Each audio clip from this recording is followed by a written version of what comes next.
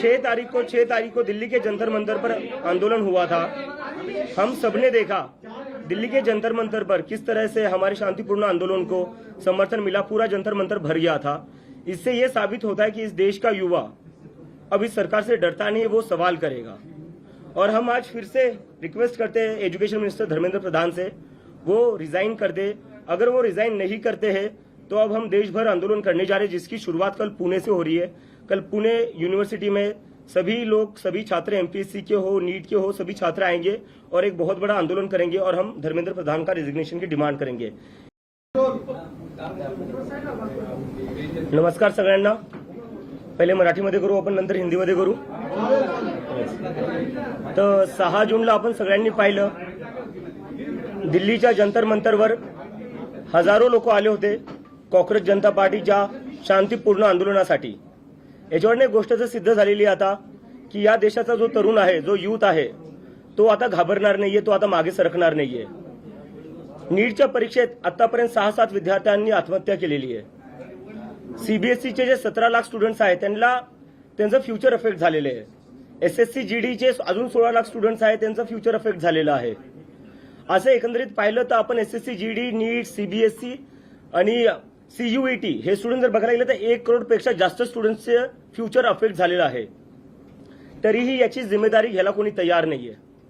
त्यासाठी आम्ही 6 जूनला जंतर मंतरवर आंदोलन केलं होतं आणि आम्ही डिमांड केली आहे की धर्मेंद्र प्रधान यांनी तुरंत रेजिग्नेशन दिलं पाहिजे, कारण की जिम्मेदारी घ्यावं लागलं। देशातले 5-6 स्टुडंट जे उद्या जाऊन डॉक्टर बनले असते, ज्यांनी दुसऱ्यांचे प्राण वाचवले असते, आज त्यांनाच त्यांचा जीव द्यावा लागलाय। कशामुळे? सिस्टमच्या फेलियरमुळे।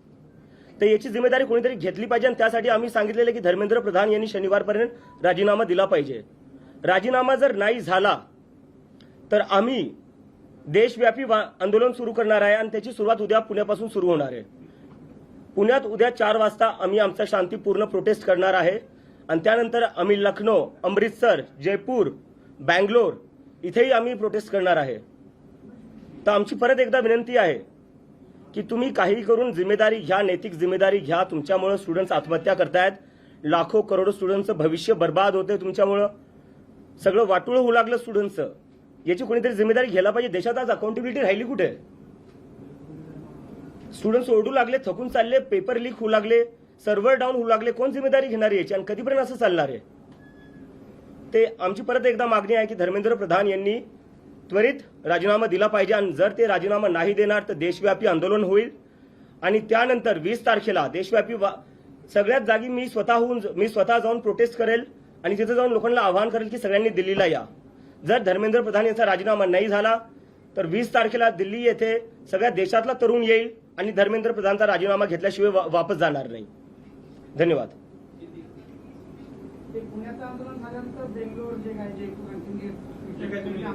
एकदा मी हिंदीत करून देऊ आता परत। ओके।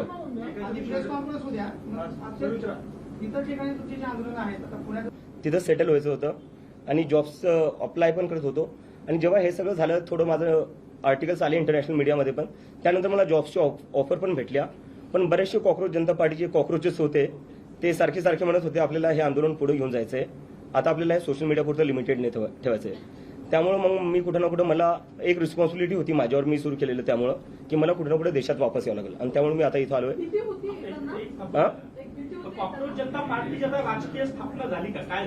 नाही, ही एक मुव्हमेंट आहे सर, ही एक मुव्हमेंट आहे आणि मी परत तुमच्या सगळ्यांना रिक्वेस्ट करतो, मी ऑफेंड नाही होते सर, मी रिक्वेस्ट करतो कारण की 15 दिवस झाले। 15 दिवसात तुम्ही कसं काय आमच्याकडून अपेक्षा करू शकता की आमच्याकडे सगळेच प्रश्नांची उत्तरं असू शकतात किंवा आमच्याकडे पूर्ण सिस्टम तयार असू शकतं? नाही, नक्की करू सर। पण दुसरा प्रश्न येस, अमेरिकेतून राहून आले, आम्ही अनेकदा बघतो अमेरिकन असं बोलतात आपल्या देशाबद्दल, वेगवेगळे असे चर्चा होतात। खरंच अमेरिकन काय विचार करतात भारतीयांबद्दल? नाही, तसा तर म्हणजे नेमकं विचारायचं नाही, भारताबद्दल चर्चा होती कारण की जर अमेरिकेत बघायला गेलं, अमेरिकेची जी आयटी, खूप चांगला प्रश्न विचारला, याच्यावरून मला आठवलं, अमेरिकेची जी आयटी आहे, आयटी इंडस्ट्री, ते सगळे भारतीय चालवतात। सिलिकॉन व्हॅली जी आहे तिथं सगळ्या मोठ्या पोझिशन्सवर सगळे भारतीय आहेत। अमेरिकेत जर हायेस्ट पेईंग कम्युनिटी कोणती आहे ती भारतीय आहे। तर असं नाही की आपल्या देशात टॅलेंट नाही आहे, आपल्या देशात खूप टॅलेंट आहे। आपल्या देशात टॅलेंट इतकं आहे की युरोप असो का अमेरिका, तिथे सगळ्यात हायेस्ट पेईंग जॉब्स जे आहे ते भारतीयला भेटतात। पण आपल्या देशात काय होतंय? आपल्या देशात ती ऑपॉर्च्युनिटी आणि प्लॅटफॉर्म का नाही भेटत आहे जो बाहेर देशात भेटतोय? नीटचा पेपर तो फुटला, त्याला जबाबदार कोण आहे? म्हणजे एनटीएचा संपर्क मराठवाड्यातले अनेक क्लासेस चालू झाला. पेपर होण्याच्या आधी 10 दिवस त्यांच्याकडे पेपर होता.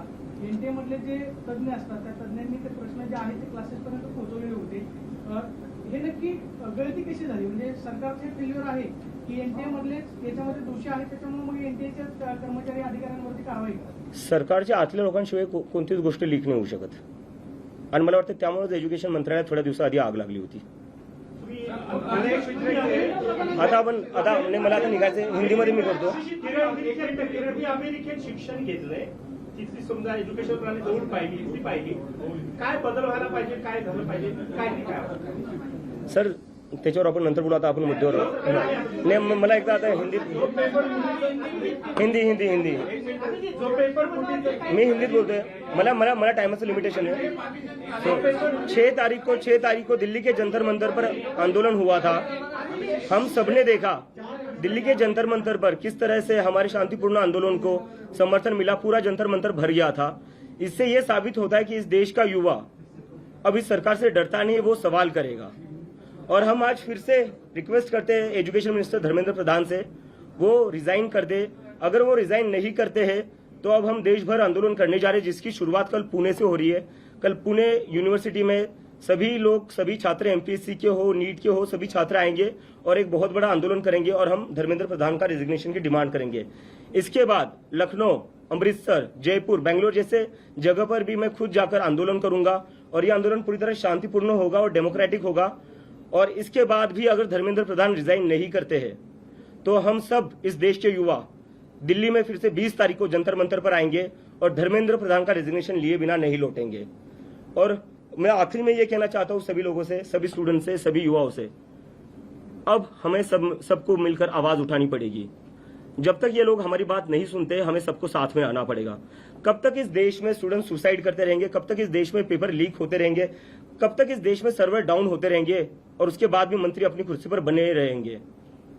अगर आपकी एक गलती हो जाए आपका फ्यूचर बर्बाद हो जाएगा. अगर आप कंपनी में कोई एक गलती कर दो आपकी जॉब चली जाएगी. लेकिन यहाँ गलतियों पर गलतियां हुई जा रही है, लेकिन फिर भी रेजिग्नेशन नहीं हो रहा है. तो हमें कहीं ना कहीं इस देश में अकाउंटेबिलिटी फिक्स करनी पड़ेगी और उसके लिए सभी लोग हमारे आंदोलन को सपोर्ट करें. Thank you.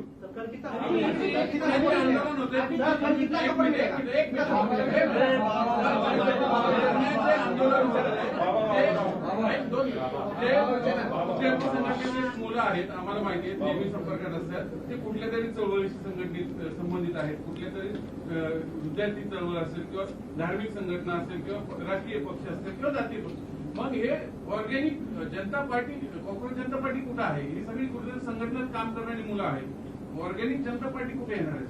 हे जनता, हे नागरिक नाही देशाचे. नागरिक आहेत पण कुठेतरी नाही असू द्या ना सर. तर ते एकरूप कसे होणार? नाही मी तर म्हणतो भाजपचे लोक आले पाहिजे. भाजपच्या त्यांचेही लेकरं ते नीट आणि सीबीएसई परीक्षा देत असतील ना. त्यांचेही लेकरं सीबीएसई आणि नीटची परीक्षा देत असतील, त्यांनी आलं पाहिजे. आग लागलेली होती.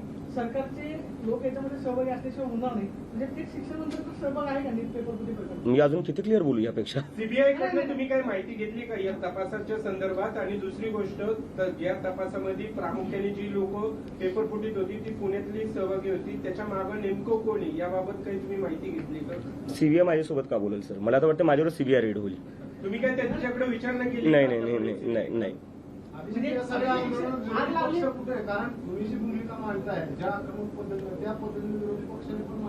मला वाटतं विरोधी पक्ष मांडतोय पण मीडियाने आपल्यासोबत हा म्हणजे स्वतःला प्रश्न विचारला पाहिजे, ते दाखवत का नाहीये. तुमचं मानतो तर त्यांचं काय मांडणार? नाही. Next question. तुम्ही असं काही पत्रव्यवहार वगैरे करत नाही, कम्युनिकेशन करत नाही, फक्त ग्राउंडवरती आंदोलन करताय, असं काही करणार आहे? मेल वगैरे कम्युनिकेशन करणार आहे त्यांच्याबरोबर? कारण तुमच्याकडून एक हात पुढे केल्याशिवाय त्यांच्याकडनं कम्युनिकेशन होणार नाही. सर आंदोलन हा आमचा पहिला स्टेप आहे. ते आहे तुमचा तो अधिकार आहे, पण काही कम्युनिकेशन करणार आहे त्यांच्याबरोबर? सर मला वाटतं त्यांना बातम्या वाचतच असतील ते बरोबर. एवढे म्हणजे हजारो तरुण जंतर मंतरवर येत आहेत तरी ते ऐकायला तयार नाही. तुम्हाला वाटतं ते माझ्या एका ईमेलवर राजीनामा देतील? उपद्रवी कीटक समजला, रोगराई पसरवणारा कीटक समजला, सगळे केळसवाड्या नजरेनं बघितलं तर तुमच्या पार्टीला गांभीर्याने काय का घ्यावं जनतेने? झुरळ कुठं असतात सर? गटारात हा गाडी घाणीत, बरोबर. तर मग याचा अर्थ आपलं देशातलं सिस्टम जे आहे ते घाण झाले, त्याच्यामुळे झुरळ बाहेर येत आहेत. कुठं ना कुठं हा प्रश्न पण विचारला गेला पाहिजे. पण आधीच सिस्टम खराब Next. झाली का? देशाची सिस्टम आजच खराब झाली का? हा देशाची सिस्टम आताच खराब झाली का? नाही, आताच खराब नाही झाली आहे. आताच का बाहेर? आता ते ट्रिगर पॉईंट होता, ज्यांनी हे शब्द वापरले आपण त्यांना हा प्रश्न विचारावा. अभिजित, सुप्रीम कोर्टचे